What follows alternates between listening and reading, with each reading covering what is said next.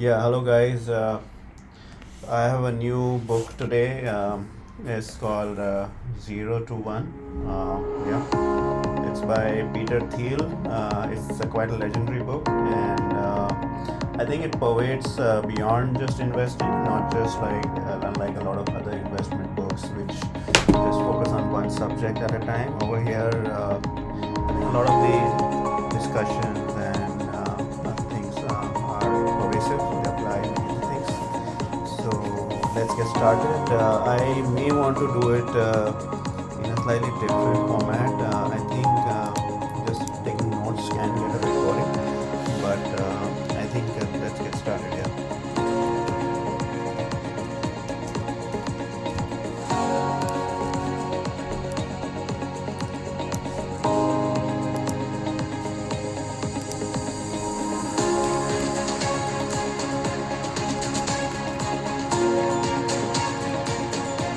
Just to give a background, Peter Thiel is a legendary investor known for his initial investment in Facebook, which turned out to be one of the best investments ever, and also he claims that it's one of his biggest misses because I think he did not participate in the rounds. So I think he also the founder of PayPal and also he runs the company Palantir. So there are a lot of great insights in this book. I think it's a pleasure to read for everybody. So,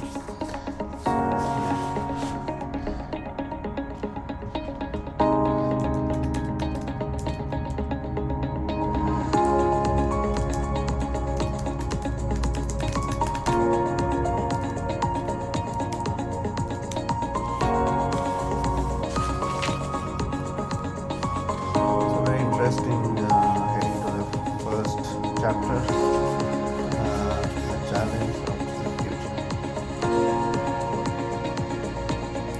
So I think this chapter addresses a very great question that he generally says that he has what important truth very few people agree with him on.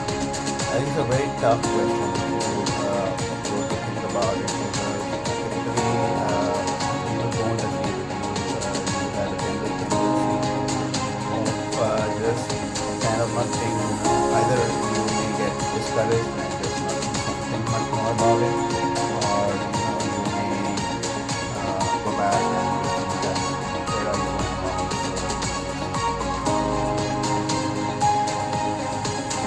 So it's a very important initial lesson in this book.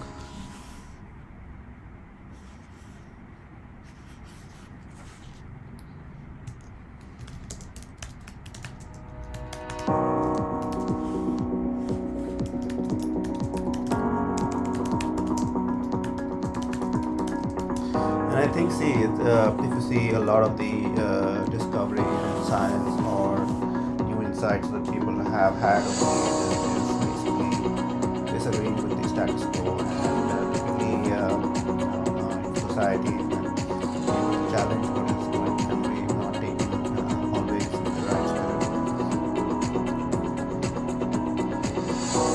So he just acknowledges that's a very hard question, and that brilliant thinking is rare, but courage is even shorter supply than genius. So every line in the book is actually has a lot of deep insights, and you would always want spending more time on a single page rather than flipping it like a novel. There is good deal of insights here. It's actually my third or fourth time I'm reading it. But every time I think I get a lot of new nuggets when I open this. So he then goes on and saying that the common answer for this kind of question is our education system is broken and urgently needs to be fixed. America is exceptional. There is no God. And he goes on like these are really bad answers. And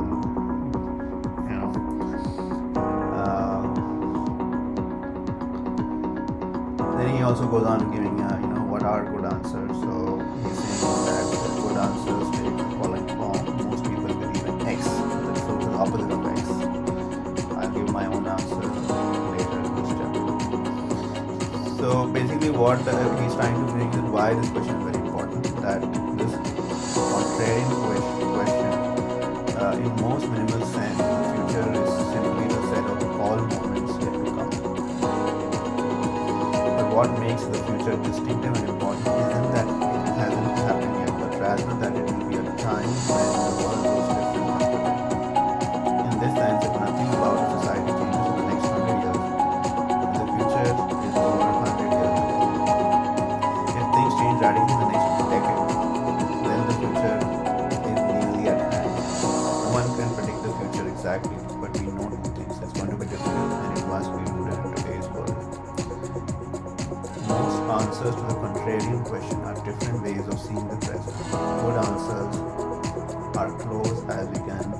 So in making a distinction that we have a habit of looking at things the way they are today and then not really able to think about the future. But actually, really, if you see in real life as well, I think thinking about the future is actually really very difficult because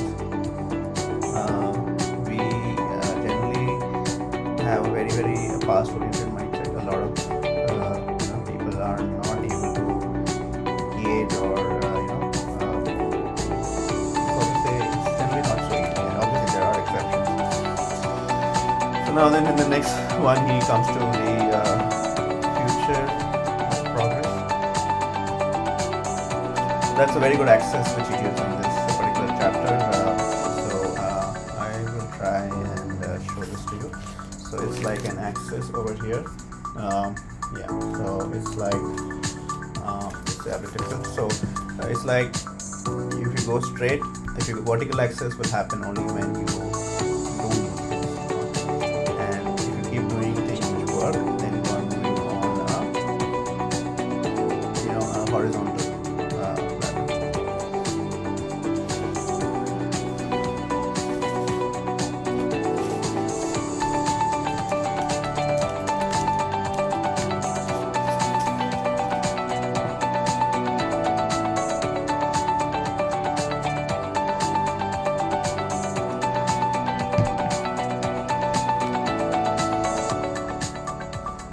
So it's giving at the macro level the single word for horizontal progress is globalization. Sense like what worked in say the US or is being replicated about in China, and the Chinese Indians will probably copy what's happened elsewhere. So that's typically the horizontal progress. Vertical is actually a derivative of technology because all these years we've been focusing on, and that's where the Silicon Valley has,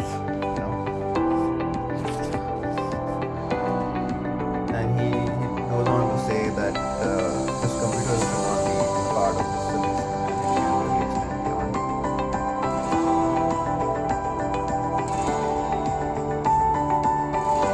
He says that during 1815 and 1914 there was a period of both rapid technological development and rapid progress.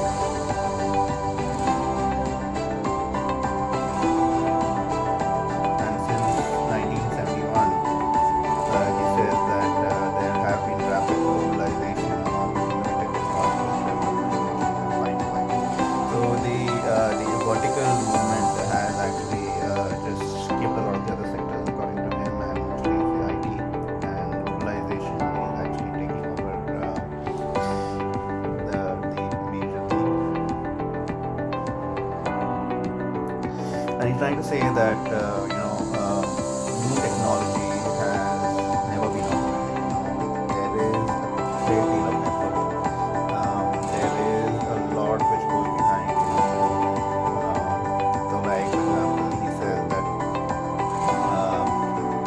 in the past, people that have been societies, ancestors, static zero-sum societies where success meant zero things.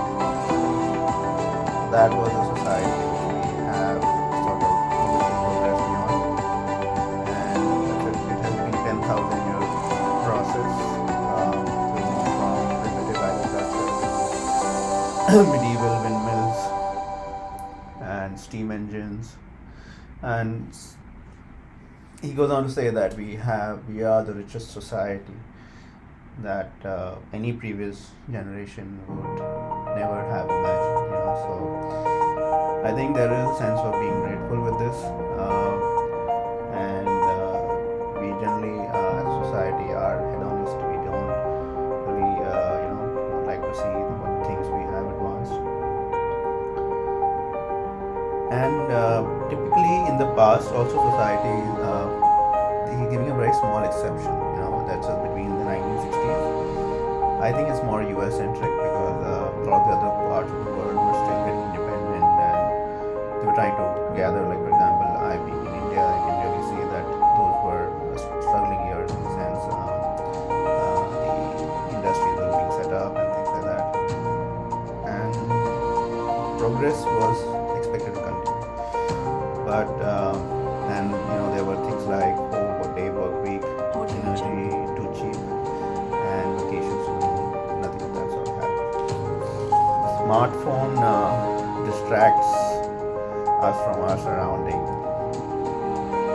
and everything is very old except computers and communication. These two are the fundamental things which have changed, and I think there is some lot of sense in this, what he was trying to say.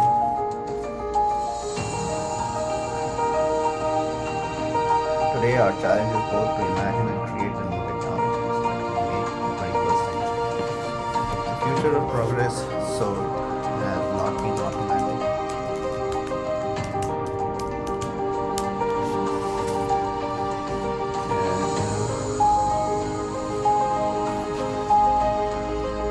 Then he comes to this small chapter, small subsection called Startup Thinking.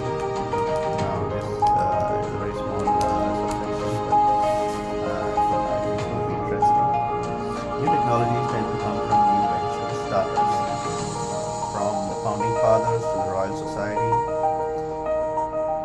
and with the mission have bound together. People are bound together by a sense of mission. So a startup is, the mission is very critical in the sense. So mission is where it's kind of a mission thinking. Like you get out of the world and you want to make your difference in a sense. And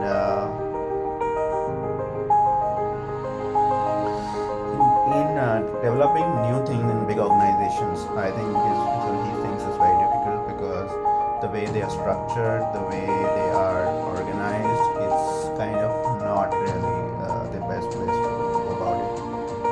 And bureaucratic hierarchies anyway are really not meant for all these things. Another extreme is long genius might create a classic work of art or literature. So an individual person can just probably go beyond, just focus on very very minor streams, but they would never be able to create an entire industry. That's the challenge. Just that one individual person trying to pursue. Startups operate on the principle that you need to do work with other people to get stuff. So startups have principles. Startups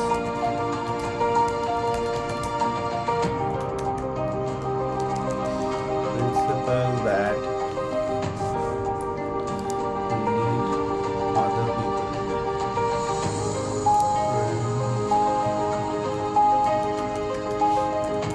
That you need other people to get things done. I think this is a very important principle because as people generally are, I think it's kind of a warning to people, like if you really want to do something, go make a team, because you really can't do anything within your own limited time. Startup is the best group of people you can convince to plan to build.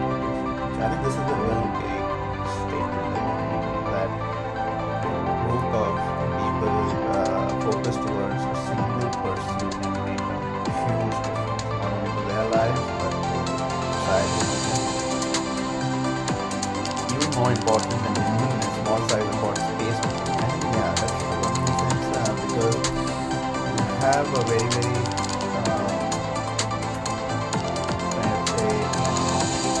very focused way of it. The book is about the questions you must ask and answers to succeed in the business of learning. What follows is not a manual or a record of knowledge. because that is what startup has to do. Question, receive ideas, and rethink business scratch.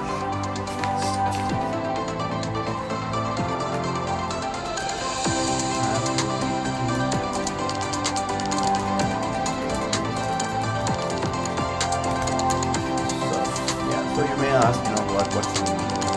I think, see, it's if you look at it, like startups don't just happen, right? They get asked to, what do you say, missing need in the market, and most of them are not. So that is for companies. They really do focus on their thing that. I think, but over here he has a more broader vision in terms of startups. It's not just probably for business ventures, but also for say astronomical ventures or making new discoveries and things like that. So the next chapter is Party Like It's 1999. I think I'll pick it up tomorrow. Yeah, it's a small chapter. Okay, great. So I'll just make a mention here. Chapter 2. Party like it's 1999. Okay, great. Thanks so much. Bye. Take care.